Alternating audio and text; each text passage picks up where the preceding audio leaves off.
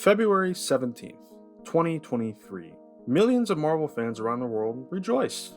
It was their time again. Time to go and watch the next installment of the Marvel Cinematic Universe. And it wasn't just any installment. It was the new Ant-Man movie. Ant-Man and the Wasp Quantumania. Fans all around the world went to their local movie theaters, bought popcorn, got a soda to drink, and sat down in their seats eagerly awaiting the next 2 hours. Some of the greatest moments could have happened. You would never know, because you weren't there. But everybody was there watching this movie. And everybody, about 2 hours later, probably thought the same thing that I was thinking when I was watching the credits roll. Man, I really just spent my money on this hot garbage.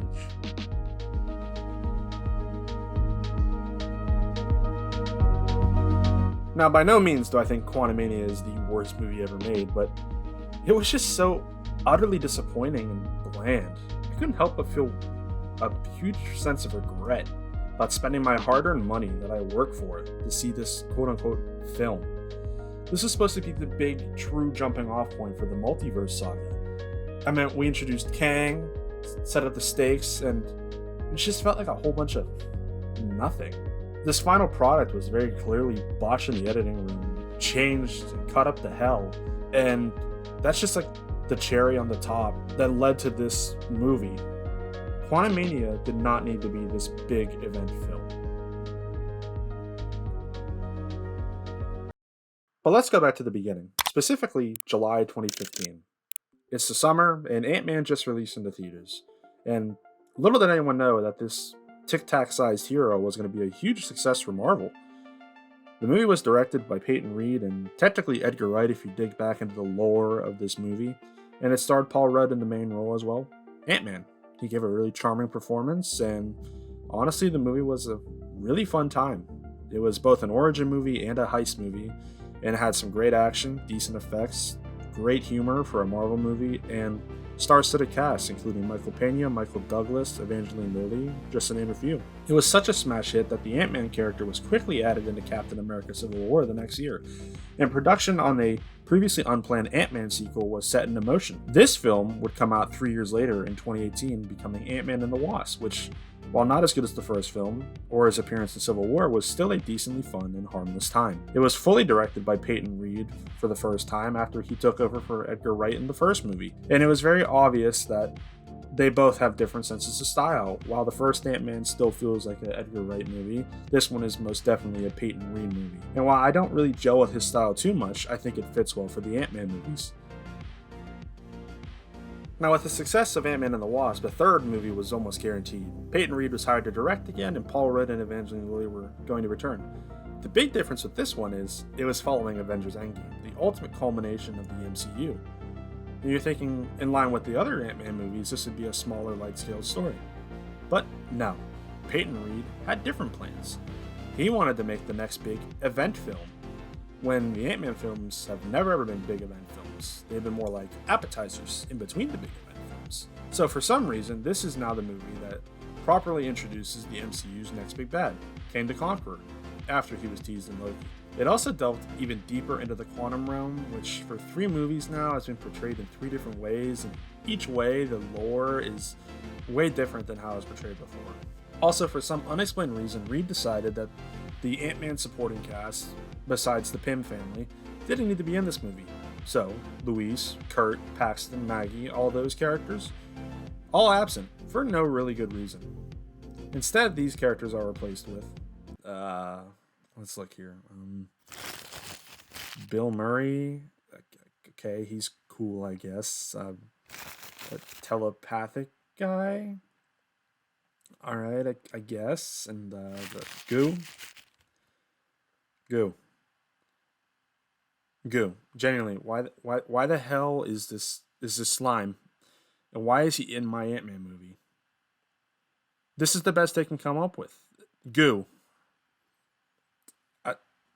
I have no words. Let's just keep going. This movie is also just so butt ugly to look at. CGI, like most Marvel movies, is not improved, and all the environments look muddy and gross, and the quantum realm honestly looks its worst in this movie. I much prefer the look it had in the first Ant-Man. And the costumes are awful. Don't get me wrong, the colors are amazing. Wasp and Ant-Man, color-wise, look amazing. I love these bright reds and yellows, and even Cassie's costume with the purple looks great. But then they ruin it with those stupid circle designs. Oh, it's the MCU. We gotta over design our suits. What are those? Why are they here? They're gross. They disgust me. Can we go back to simple costumes? The first Ant Man movie, amazing. Civil War, amazing.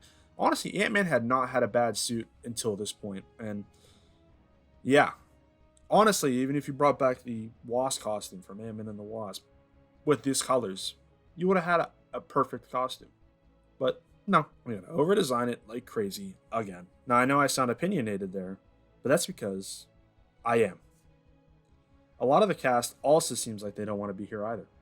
Paul Rudd's having a good time because I think he's liking doing this main role thing, even though he was the main role in two other movies. But Michael Douglas and Michelle Pfeiffer in particular look so bored. I feel like they don't want to be there. They look like they're phoning it in. And I'm pretty sure Michael Douglas wanted to die in this one, and they didn't kill him. So, sure, he's giving a half-assed performance in return as kind of revenge. Poor Evangeline Lilly, I think, is trying too, but she's barely in it. For a movie called Ant-Man and the Wasp, Quantumania, there's barely any Wasp in it. Focuses more on Scott and his daughter, who is recasted here for some reason. Now, I don't know what happened between the Avengers Endgame actress and Peyton Reed, but she should have been given a shot. Kathryn Newton is awful in this movie. Just awful.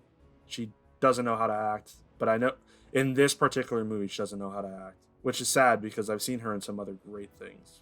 However, if one performance was to define this movie, it has to be Jonathan Majors as Kang, who brings a nuanced take, who can go from very friendly and very caring to almost eerily sinister. And I think he does an amazing job in the role, and just how he can flip his emotions on the flip of a coin. Just fantastic work.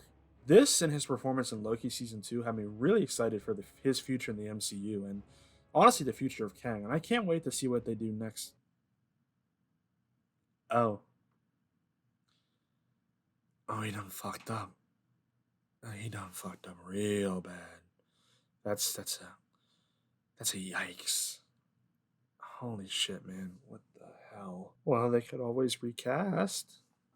At the end of the day, really though, Quantumania is just a mess. A sloppy mess of a movie that tried to be something it's not for the so-called true start to the multiverse saga. It was very underwhelming. I don't even think it's the worst Marvel movie. Like, it's no Dark World or Love and Thunder. And it's not even as bad as some of the Fox X-Men movies. But it's just meh. I can't even say it's the worst Marvel thing of last year. Secret Invasion. If anything, it's the perfect definition of mid. And I hope Marvel learned from their mistakes because it's not looking good for them. These last couple years of just pure stinkers.